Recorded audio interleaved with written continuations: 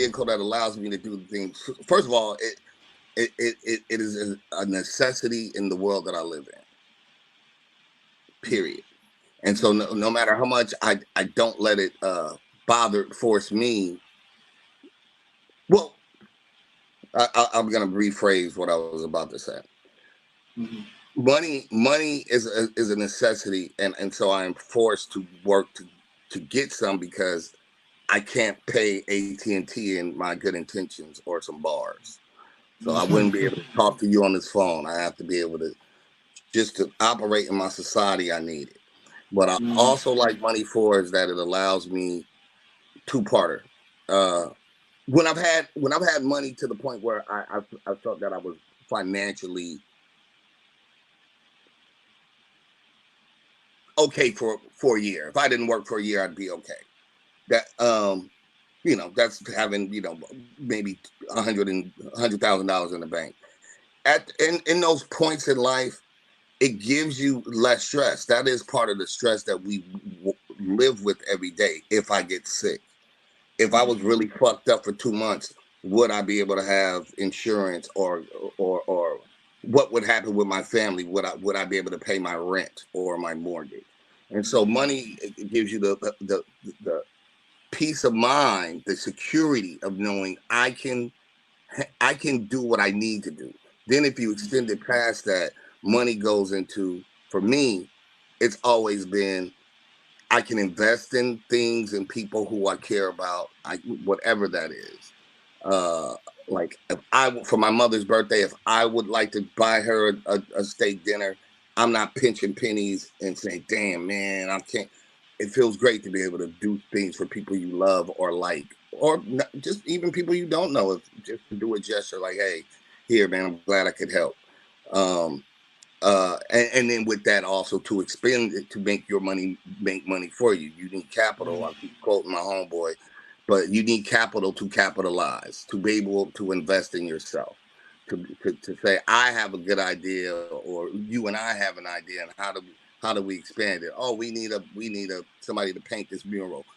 How much do they charge? Okay, now we have it. Now we can invest in it. Now we can do it.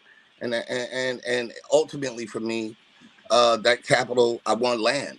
Wherever that land is, I'd like to have someone born and raised here in LA. I would like to have a small portion of land here because I feel like it's fucking old to me and my people through all the blood, sweat, and tears. So before I get up out of this country, I want a piece of it.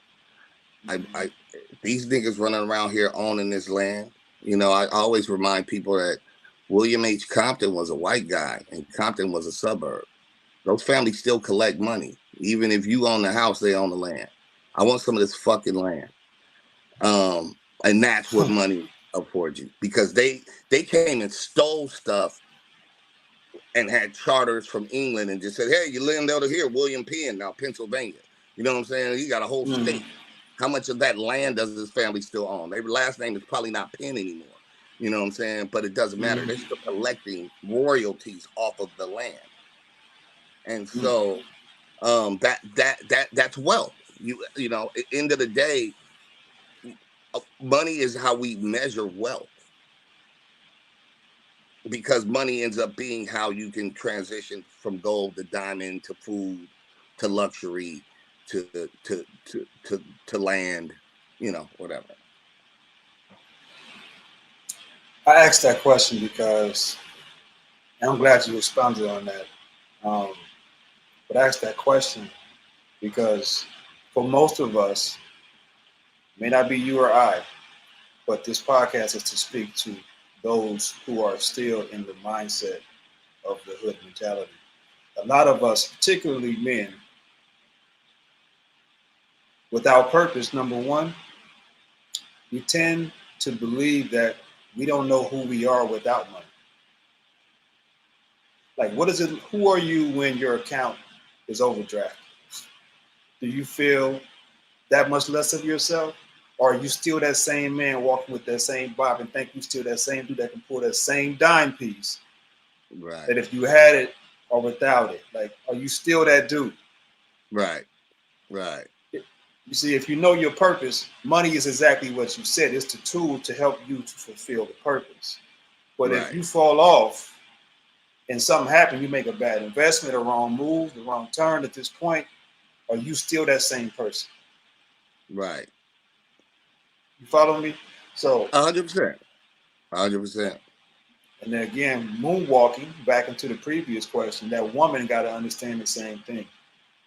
Right. Like, she got to understand that money is not everything.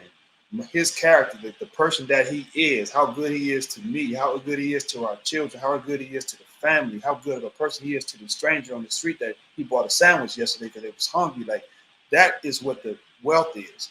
The character is your currency, not the dollar bill.